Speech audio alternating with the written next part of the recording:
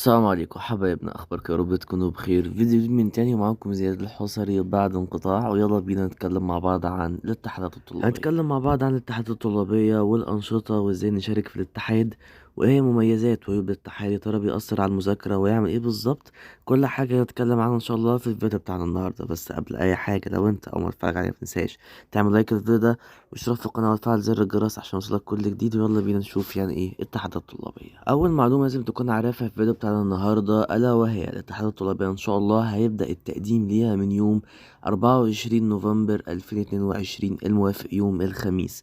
يوم الخميس ده انت هتبدأ تقدم ورقك او هتقدم طلب بانك عايز تترشح في الاتحادات الطلابية. ده هياخدنا نقطة مهمة جدا، الا وهي الجدول الزمني للأنشطة الطلابية. هنتكلم مع بعض ونشوف يقصد ايه. عشان تكون عارف، الجدول الزمني ده بيكون نازل من وزارة التعليم العالي والبحث العلمي. وزارة التعليم العالي بيكون ماضي عليه، وده بيكون خاص بكل طلاب الكليات والجامعات والمعاهد المصرية. عشان كده قلت لك، لو عايز تترشح هتقدم ورقك يوم الخميس 24/11. هيتم فتح باب الترشح وسحب تقديم الاستمارات ان شاء الله يوم الخميس ده. انت هتقدم استمارة كده، انت عايز تخش لجنة ايه، وشوية تفاصيل كده لطيفة انت هتحبها. ده على كل الجامعات والمعاهد والكليات المصرية. نيجي يوم الحد، هيتم اعلان الكشوفات المبدئية، اسمك هينزل فيها خلاص بعد ما بتقدم. الاثنين والتلات ملناش دعوة بيهم، بيكون في حاجة اسمها طعون كده، يقدم طعن في حد او يطلعه. الحاجات دي انت مالكش دعوة بيها خالص. يوم الاربع بيتم اعلان الكشوفات النهائية. طيب يا ترى ايه الفرق بين الكشف المبدئي بتاع يوم الحد 27 وبتاع يوم الاربع 30؟ الكشف النهائي بعد الطعون ممكن ناس تطلع بسبب طعن او حاجة، فبيتم اعلان كشف نهائي. نيجي اليوم الخميس الموافق 1/12، بيتم فيها حاجة اسمها دعاية انتخابية، زي انتخابات مجلس الشعب أو رئاسة الجمهورية أو أي انتخابات احنا عشناها أو نعرفها. بتشير بقى على الفيسبوك، عندك ناس تنتخبك، صحابك، دفعتك. بتنزل بوسترات، بتعمل اللي انت عايزه، ليك الحق في الحاجات دي كلها. خميس وجمعة والسبت دعاية انتخابية. يوم ما الحد حاجة اسمها انتخابات الجولة الأولى والفرز في الكليات وإعلان النتائج. يوم الاثنين، لو في بالفرض أصوات متقاربة أو في اتنين مثلا متساويين في الأصوات، بيتم انتخابات الإعادة. يوم التلات خلاص بيتم انتخاب الأمناء اللجان ومساعدين على مستوى الكليات. يوم الأربع انتخاب رئيس اتحاد طلاب الكلية ونائب رئيس اتحاد طلاب الكلية. يوم الخميس، وده خلاص الختام بتاع الاتحادات الطلابية، انتخابات الأمناء اللجان والمساعدين ورئيس اتحاد والنائب بتوع الجامعة. دي بالظبط الخطة الزمنية اللي إن شاء الله الوزارة كلها تمشي عليها، وكل الكليات ومعاهد وجامعات مصر هتمشي عليها. قلت لك الموضوع ماشي ازاي. لو انت بالفرد ما فهمتش، فمفيش اي مشكله خالص، انت هتمشي واحده واحده، وان شاء الله في الكليه بتاعتك هم هيفهموك انت هتعمل ايه. يبقى اول حاجه لازم تكون عارفها كويس جدا، ان شاء الله يوم الخميس انت هتفتح او هيتم فتح باب الترشح وسحب وتقديم الاستمارات. يفضل وانت رايح معاك يكون معاك حاجه كده زي سي في. لو انت مثلا عايز تخش لجنه رياضيه او لجنه اجتماعيه او اي كان اللجنه بتاعتك، تحط خطه مقدمه كده بانك عايز تعمل مثلا في نشاط رياضي، مثلا دوري كرة سرعة، كرة قدم، مش عارف، تنس طاولة. لو انت مثلا في نشاط العلمي، مسابقات زي العباقرة، مثلا دوري معلومات، ابحاث علمية، تكون حاطط خطة باللجنة اللي انت عايز تشتغل فيها عشان بتقدمها في السي في بتاعك، اللي هو انا مرشح لجنة كذا، انا عايز اعمل كذا كذا كذا. فحاول تجهزهم من دلوقتي عشان ان شاء الله يوم الخميس انت تبدأ او تقدر تكتب في الاستمارة بتاعتك الحاجات دي كلها بشكل مبسط. طيب خلاص كده نكون خلصنا من الجدول الغريب العجيب ده. نتكلم مع بعض بقى يعني ايه اتحادات طلابية، ايه هي مميزات وعيوب الاتحاد. هنبدأ مع بعض كده ونشوف ايه هي مميزات الاتحادات الطلابية. خد بالك، لو انت داخل اتحاد علشان سوري في الكلمة كده بنات وشاطر وكده من ده، فانت مش هتفلح، وبنصحك ما تخش اتحاد اصلا يعني. لو انت تخش اتحاد عشان تكون عصفور للدفعة، برضو ما انصحكش خالص انك تدخل الاتحاد عشان الحاجتين دول. وللاسف دي يعني من السمع اللي بتطلع على الاتحاد. وفي يعني انا مش عايز اعمم، بس في ناس للاسف ونسبة مش قليلة بتكون كده. بس خد بالك، إن داخل الاتحاد علشان تعمل نشاط وتشارك في نشاط، مش عشان حاجة تانية. يلا بينا من غير كلام كتير نشوف أول ميزة من دخولك للاتحادات الطلابية والأنشطة. حاجة مهمة جدا هي إنك ممكن تعمل سي في كويس جدا ومحترم، بيساعدك بعد كده إن شاء الله أما تتخرج تشتغل في وظائف أو في شركات أو في مستشفيات أو أيا كان في المكان أنت بتشتغل فيه. السي في بتاعك ده بيفرق معاك جدا جدا جدا في دخولك للاتحادات والأنشطة. ده بيفرق معاك في تكوين السي في بتاعك. طب يا عم زياد، ايه الفرق او انا استفدت ايه لما ادخل اتحاد او اشارك في انشطه؟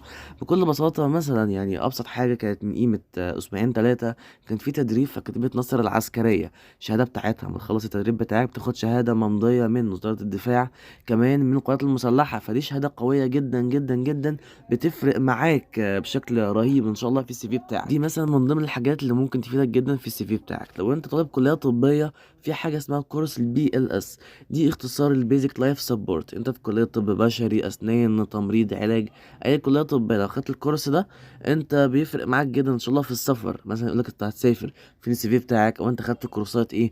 دي من اهم الحاجات برضو اللي بيوفرها لك الاتحادات الطلابية. باختصار شديد، الاتحادات الطلابية بتوفر لك كورسات مهمة جدا، مش كده وبس، بتوفر لك فرص سفر او معسكرات في اماكن مهمة جدا جدا، وشهاداتها بتكون قوية جدا وبتفرق معاك في السي في بتاعك. يبقى اول حاجة مهمة جدا هو السي في بتاعك انت مجرد بتشارك في ندوة بتحطها في السي في بتاعك، شاركت في ايفنت، في مؤتمر، في معسكر. طبعا الكلام ده يعني بيكون على مستوى، مش مستوى الكلية ولا الجامعة بس، بالعكس الكلام ده بيكون على مستوى الجامعات المصرية ومصر عموما. يعني في ناس صحابي كتير راحوا منطقة المناخ اللي كان في شرم الشيخ، اللي كان من قيمة أسبوع أو حاجة. أنا واحد حضرت في قصر السلطان حسن، لو أنت كنت شفت الفلوج بتاع المؤتمر ده، بحضور دكتور أيمن طبعا وزير التعليم العالي. الرحلات الطلابية بتفتح لك آفاق كبيرة جدا في الأنشطة. وكمان من أهم المميزات، لو أنت عندك أي هواية وحابب تنميها أو مش عارف أصلا تنميها إزاي، الرحلات الطلابية مكان مناسب جدا ليك عن طريق مشاركتك في مسابقات القمية، زي مثلا مسابقة إبداع. فيها مجال كتير جدا، مجال شاعر، غنى، تأليف مسرحي، إخراج، كمان رسم زيتي، مراسل تلفزيوني، وليكن مثلا فيلم قصير. أنا واحد مثلا في الكلية الطبية كان نفسي جدا أكون مذيع، أنا شاركت وخدت جائزة أفضل مقدم برامج، وكمان من إبداع 10 كمراسل تلفزيوني. الفكرة في الاتحادات الطلابية إن هي بتوفر لك فرص مهمة جدا جدا، وبتساعدك على إنك تطور من نفسك، اللي هو أنت كده كده بتطور من نفسك من غير فلوس، من غير أي مثلا سنترز، أو من غير أي حاجة. أنت في الجامعة وبتمارس أنشطة بتاعتك عادي، وبتطور السي في بتاعك خلال فترة الجامعة. بصراحة أنا شايف إن دول من أهم مميزات الأنشطة الطلابية، وحاجات كتير أنا ما قلتهاش. وبرضو أنا هسيب لك لينك كام فيديو هنا اتكلمت فيهم عن الأنشطة الطلابية بالتفصيل الممل، وتشارك في ايه وما تشاركش في ايه، والعباقرة وابداع، وكل المسابقات دي لازم تشوفهم وما تفوتهمش. نيجي نتكلم مع بعض عن للاسف يعني عيوب الانشطه الطلابيه، وحاجات كتير الناس ممكن تكون مش واخده بالها منها. سؤال كده وعايز رد صريح، هل الانشطه الطلابيه والاتحادات بتاخد من مذاكرتي او بتاثر على المذاكره؟ للاسف ممكن تاخد من المذاكره بتاعتك، بس انا عايز اقول لك اوصل لك ان وقت ما تلاقي ان المذاكره بتاعتك اتاثرت بسبب نشاط، حاول تبعد على قد ما تقدر من الانشطه دي. مهما كان الانشطه الطلابيه مش بتاخد عليها درجات خالص. انا واحد من الناس اللي للاسف الانشطه والاتحاد اثروا جدا على مذاكرتي، بس قلت لازم احط حد عشان اعرف اذاكر. فخد بالك من النقطه دي كويس جدا، حاول توفق بين الانشطه الطلابيه وما بين المذاكره، خلي مذاكرتك ودراستك هي رقم واحد قدام. حاجه برضو مهمه جدا، وللاسف دي من عيوب الاتحادات الطلابيه، ممكن انت تكون ما تاخدش بالك منها في الاول، بس حاول ما تعاديش حد، او حاول ما تخصمش حد. لان للاسف الاتحادات عشان التصويت الانتخابات ممكن ناس تزعل من بعض، وانت انتخبتني وانت ما انتخبتنيش، وده خسر وده كسب. فحاول انك تعمل او تكون علاقات يعني مع كل اصحابك، وما تزعلش حد منك، وما تخليش حد يزعل منك او يتضايق منك. حاجه كمان مهمه جدا عايز اقولك، ما تكونش عصفور للدفعه، دي حاجه مش حلوه خالص. يعني بلاش تكون عصفور للدفعه، ولا يعني دفعه تاخد عنك فكره مش لطيفه. خليك انت ممثل الطلاب. دول اكتر عيبين ممكن اذكرهم عن الاتحادات الطلابيه والانشطه. حاجه مهمه جدا برضو، الاتحادات الطلابيه انت مش بس بتشارك في الانشطه، بالعكس انت كمان بتكون مسؤول اصلا عن تنفيذ الانشطه. يعني الموضوع مش بيكون مقتصر فقط على مشاركتك في الانشطه، بالعكس انت اللي بتنفذ وبتقوم وبتكون مسؤول عن الانشطه. انا كنت مسؤول مؤتمر اختر مصيرك، كنت مثلا مسؤول عن المؤتمر الطلاب الرابع مع المستقبل 5.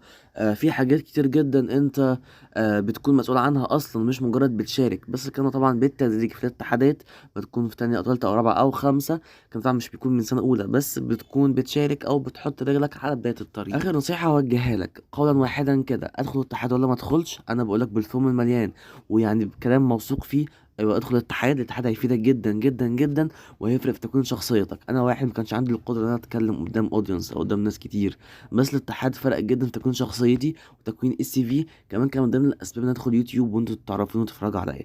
فخليك يعني واثق من نفسك كده، وتوكل على الله وخش الاتحاد، وان شاء الله مش هتندم. بس كده فيديو النهارده كان لطيف وخفيف وظريف كده، اتكلمنا فيه عن انشطه طلابيه والاتحادات، وامتى نقدم وامتى ما نقدمش، ونعمل ايه بالظبط. ان شاء الله التقديم هيبدا من يوم الخميس الموافق 24 30 نوفمبر.